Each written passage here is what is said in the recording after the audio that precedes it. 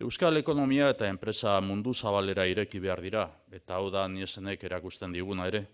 Hau da datorren asteartean Eusko Jaurlaritzak onartuko duen nazioartekotze programa berriaren xedea. Lau helburu azpimarratuko ditut.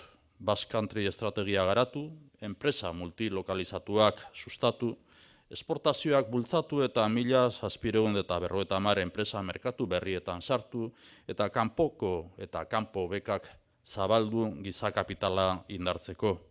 Horrela beteko dugu gure konpromisoa eta lehentasuna, ekonomia suspertzea. Susperraldi honetan, 5.700 milioi euro inbertituko ditugu datozen 3 urtetan. Laguntza hauen bidez, enplegu aukera berria sortzeko baita Gipuzkoan ere, baita autonomia erkidego osoan. Pertsonak egiten dute enpresa esan egin dugu, eta egun nazioartera begira egon behar dira bai pertsonak eta baita enpresak ere ABB Niesen dagoen bezala.